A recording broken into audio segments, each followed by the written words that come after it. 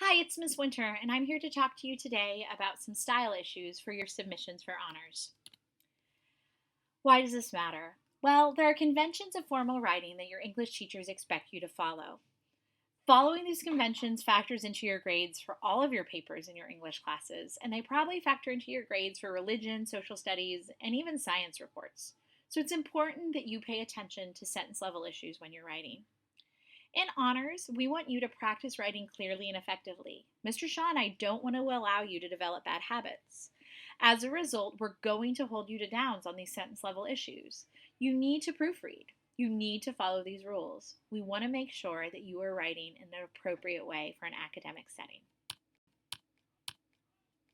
As that different instructors may have different opinions on some of these issues.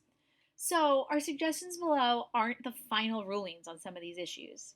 However, they are what we expect you to follow for honors, because for your honors submissions, Mr. Shaw and I are the audience, and these are the rules. Another note, the reminders that follow apply to what you write in your own voice, basically your analysis. They do not apply to quoted material, so please don't change the words of the authors and playwrights who will be studying this year. The author for this presentation is Harriet Beecher Stowe. Please make sure to note it in the email that you're going to send us after you've watched all of your presentations. 1. Please remember to use formal language when you're writing. No contractions like can't or shouldn't or didn't. They're considered too informal. You should also avoid slang. You're not talking to your friends. This isn't a text message. You are writing for a formal academic class.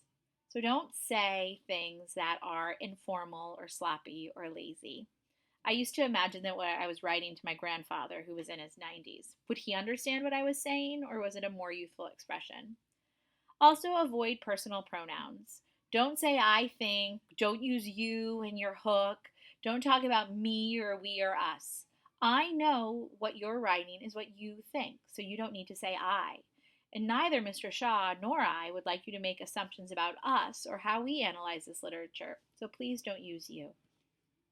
Also, when you're writing, please try to pick a range of interesting verbs. Limit the use of the verb to be in its many forms: is, am, I, was, were, be, being, been. Pick better verbs. They're the engines of your sentence. We love words in English. We love good verbs. Remember to write about literature in the present tense as appropriate. Act as if the novel is actually happening as you read it. So Odysseus strings the bow, even though that fictitious bowstringing happened thousands of years ago. Sometimes you might have to go in the past tense. Let's say the literature has a flashback. Odysseus tells about the time he met the sirens. That makes sense. Odysseus tells about the time he meets the sirens would be confusing.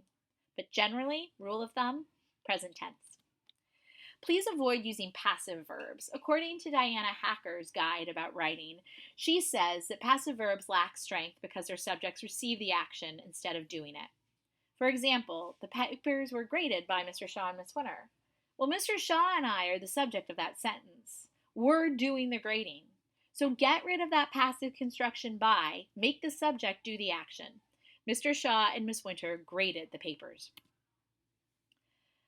There are some words that English teachers don't like because they're overused, because they're vague, because they're lazy, because they're kind of pieced together or even used inappropriately. Here are some. Literally. We don't like the word literally because students misuse it. I literally fell off my chair when I was reading it. Really? You actually fell on the chair and ended up off the chair and ended up on the ground? I doubt it. Don't use the word literally. Really? I really like this. Hester Prynne really had trouble. We don't need really to add emphasis. Both things and stuff are vague. Try to pick specific, concrete language to write about what your topic is. We dislike the word unique because, in reality, very few things are actually unique, and it's a lazy word that's misused. All right, number 5 is more than one word, but when you're analyzing a passage from literature, please don't say this quote shows. It's lazy. Come up with a better way. Even if it's this passage demonstrates, or just get right to the idea of what you wanted to say. Here, da da da da da da. Basically, randomly, Those as sentence adverbs are just kind of lazy writing. Same problem with very and really. And then the number one word that Mr. Shaw and I both cannot stand is the word relatable. Don't talk about how the author did something to make it relatable to the audience. What does that mean? It treats the audience like it's one thing as opposed to made up of so many other people. Also, relatable just sounds bad. Don't use it. Also, we don't like constructions like a brief minute. A minute is 60 seconds. It is neither longer nor shorter than 60 seconds. Therefore, it cannot be brief. It can feel as if it passed quickly. It could feel as like it took forever, perhaps like this presentation. But a minute is 60 seconds.